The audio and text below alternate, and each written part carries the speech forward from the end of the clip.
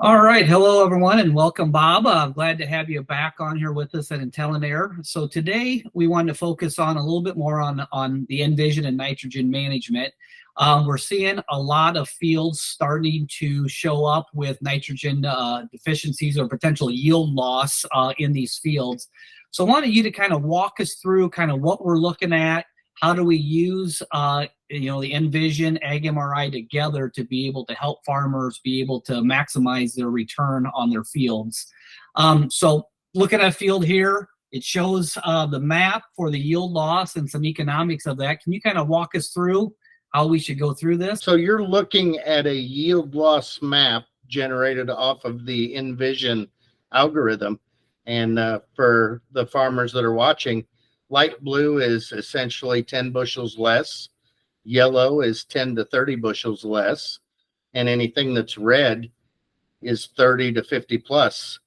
The areas of the map that are black means that we're getting reflectance off the ground.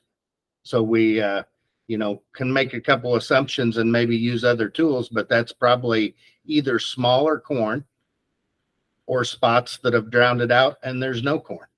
And so I think what I want to stress to farmers when I see this map is this has been proven to be highly correlated to final yield.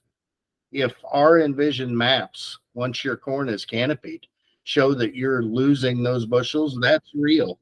You're losing those bushels, and we need to try to dial down and find out if these are areas that we can fix. And so in the beginning, when I started working with Dr. Peter Scarf, the founder of Envision, he spoke at a meeting in Springfield, and he had a map similar to this that had a lot of yield loss on the screen.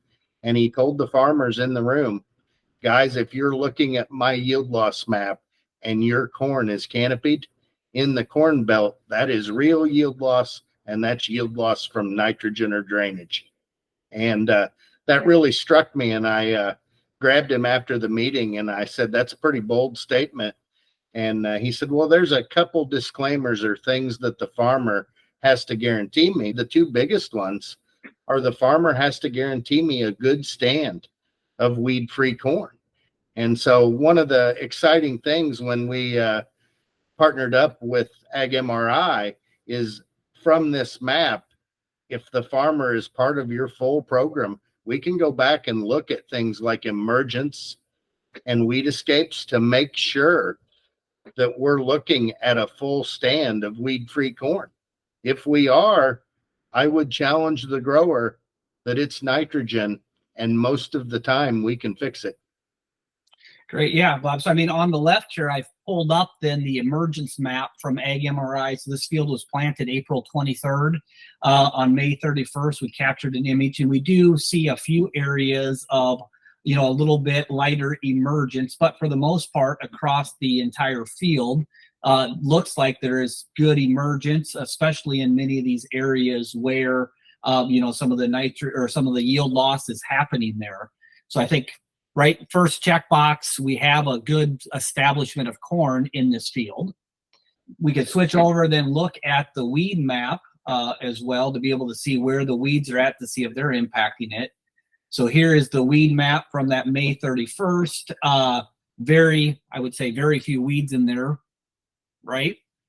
Correct. I think from those two maps, I can say with confidence that there is a stand of weed-free corn there. Yep. Yeah, and then we go back here even to June 9th, right? Still the weeds were still under control there as well. We can look at the health of the crop at that point from a vegetative perspective. So probably already starting to see some signs of this yield loss in there with that map early on as well.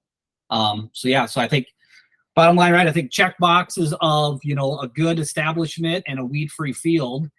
So what else can we do to kind of figure out what's going on here, or if this field is something that we need to address this year?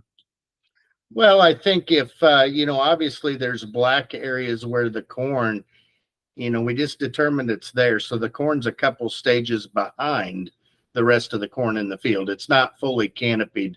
That's why we're getting reflectance off the ground.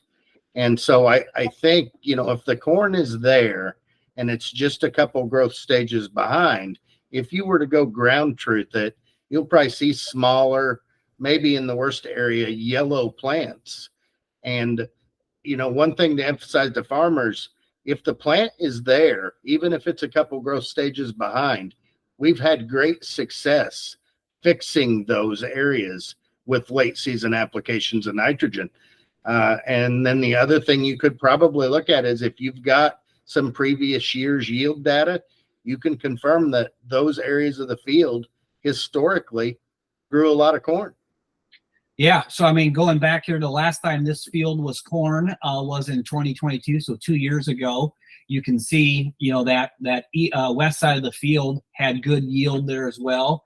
Again, things were a little bit dry in 22 and in 2020.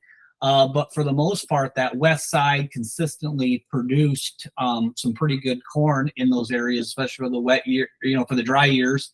We can back up even to 2018 and be able to see kind of when we had some more normal moisture, which is probably less than we're having this year, but still better growing conditions, what that yield did on that west side of the field.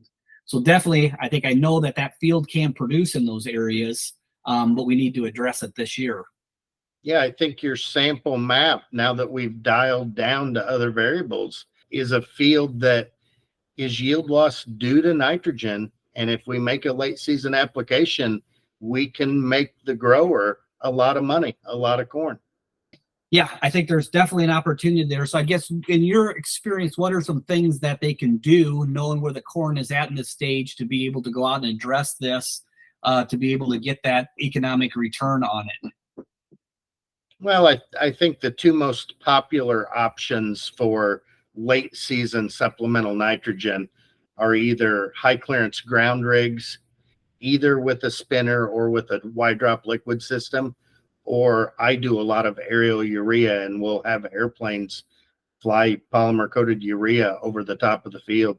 So whatever you can do as a farmer to put nitrogen across it is going to pay you back handsomely. Yeah, and what do you figure is the return on this, right? Looking at this field now, the Envision is calculating a $16,000 loss right now on this field, or giving up $16,000 by not doing anything right now. So kind of how would you calculate the ROI on this? Yeah, so when you look at the info, you're losing $16,000 worth of corn, lost yield, and it costs $4,400 to fix it. That's essentially not quite, but almost 4 to 1. And historically, our ROI on the program has been right at 4 to 1. It was a little better than that when corn was $5 and $6, but it's pretty safely 4 to 1 at today's corn price and today's nitrogen price. Good. Well, yeah, thanks, Bob.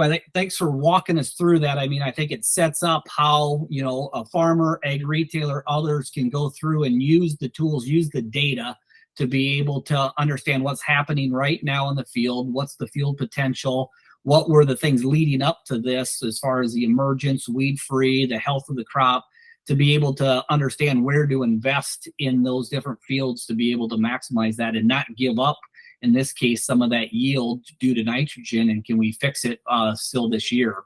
So appreciate that. Bob, any other closing comments that you want people to walk away with? So I've covered a wide area riding with some of your reps, and there's a wide swath of the Corn Belt that has had excessive rainfall, and there are a lot of fields that we could help with a late season application of nitrogen. So I would encourage all of our farmers to take a serious look at these nitrogen loss maps. Yep, I agree 100%. Well, thank you, Bob. Thanks for the time. And we'll definitely have more of these coming up, and check us out at IntelliNair.com. There's still time to be able to enroll in this and get those fields checked and be able to react quick to be able to help those farmers get through this wet season and get the most out of their fields that they can. So with that, thank you very much, Bob. And thanks all for tuning in to us.